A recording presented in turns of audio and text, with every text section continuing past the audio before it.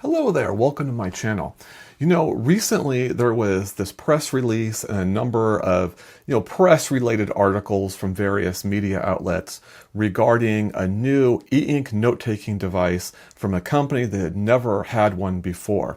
And that company is Montblanc. Phonetically, it reads like Mont Blanc, but the actual pronunciation is closer to Mont Blanc. Now, Montblanc is basically a luxury goods company. They're known for their pens in particular, but they have other things too, like luggage and belts. Again, a luxury goods vendor. And obviously, this device is really expensive. It's around $900 with another $200 in addition for the folio. So my initial reaction, and probably yours if you'd heard about it as well, was, well, that sounds like just a luxury ripoff, and there's no way this device can compete with other devices. Now, I started to look into it a little bit more, just out of interest, and absolutely, there's no way that this device, this digital paper device, is going to compete with the utility of a Viwood's AI paper, a Books Note Air 4C, a Supernote Manta. In fact, it may not even have quite the range of a Remarkable. I kind of see it, based on what I've learned so far, as sitting somewhere between the Kindle Scribe and the Remarkable in terms of utility. But as I started looking into it more, I saw other elements of it that seemed pretty interesting to me. I think there's some substance here. There's definitely some luxury, and there's definitely a focus on style. There's no question about that. But there seems to be something actually worth taking a look at. And yet that price is pretty prohibitive. So I was thinking about it, and I was like, in the broader sense, in the greater region that I live in, there are pockets of affluence. And maybe, just maybe, there's a Montblanc store near me, and it turns out there is. And so I'm going to go on a little journey. I don't want to make that commitment just yet at this point to purchase this device to review it, because it's a lot of money. I want to learn a little bit more first. So this video is going to be my journey on trying to find out whether I should review the Montblanc device and purchase it as part of the process. So let's take a look and see where this ends. All right, well, I made it about an hour drive from my home. I'm now in Santa Clara in the Valley Fair Mall, which I don't know if I've been here before. I'll have to, I guess, find out when I start walking around. So I have an appointment with Montblanc. Believe it or not, you can set those up online. I did that. Not sure what's going to be involved in that. That'll be part of the fun, I guess. So what am I looking for, though? What is it that I'm hoping will happen that might persuade me to buy the device? What are the potential positives? It starts off with the pen. So basically, there's a number of things about the pen that's intriguing. The first is that there's 3 different tips that you can use to get 3 different writing experiences. So I'm curious how much those will vary and what those will be like. There's also haptics in the pen itself. This is something we've seen for the first time, I think, earlier in the year from Books that did an InkSense pen, and they've actually just announced the InkSense Plus. Now, the initial reviews of the InkSense were not positive at all. In fact, they range from neutral to bad.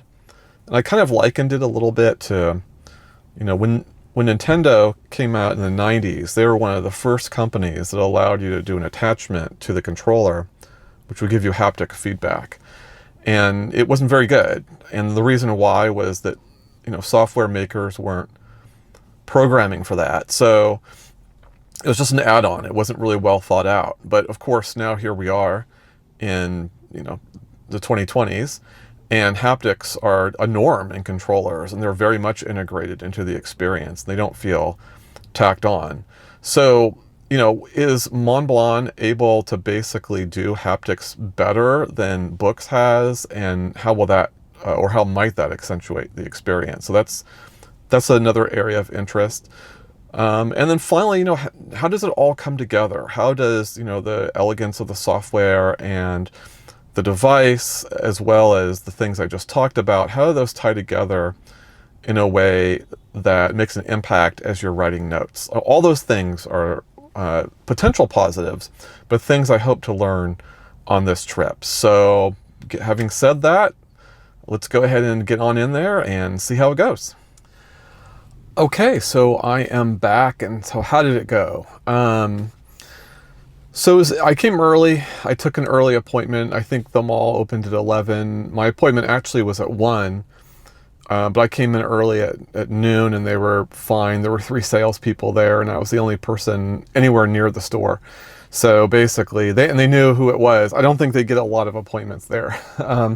So they were all ready to go. The device was there. They sat me down at this table and walked away, which is great. I love that. I mean, there was a little bit, very super brief introduction, and then it's like, here's the device. You do whatever you need to do. And so I did. I sat there and I played with it. One of the learnings is the haptics are definitely just associated with like button pushes and what have you.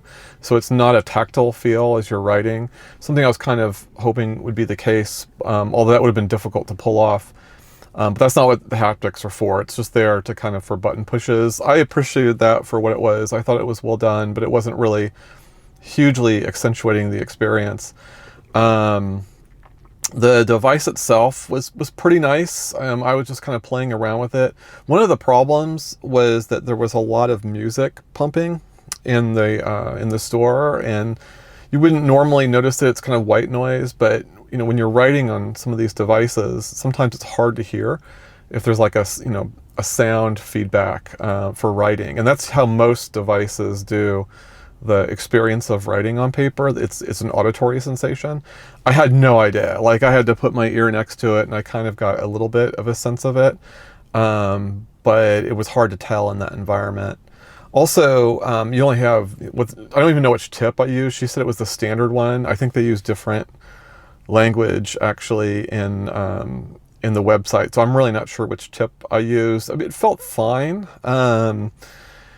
It was just a little bit hard to tell. I kind of played around with some of the menus. I found it to be generally snappy. I was impressed by that. The software looked pretty good, and it was similar, of course, to what I'd been seeing on the internet too. So it was a pretty easy experience. They offered water, I should point that out, but I didn't need it, so I didn't grab it. But it was pleasant. I appreciated the low-key manner in which they handled things, and again, walking away was great. And I just spent as much time as I wanted to, kind of playing with the device. And my overall impressions, I'm just not sure about it, but there was enough that I did actually buy it. So yes, I've got the Montblanc. There's the title there, bag. So I purchased it, and I'm going to do a full review on it. I was just intrigued enough that I thought that it was worth doing that. So I'm still curious about a lot of things about how the device works. That environment just wouldn't, I wouldn't be able to figure it out like those other tips and what the sound was like coming off the screen.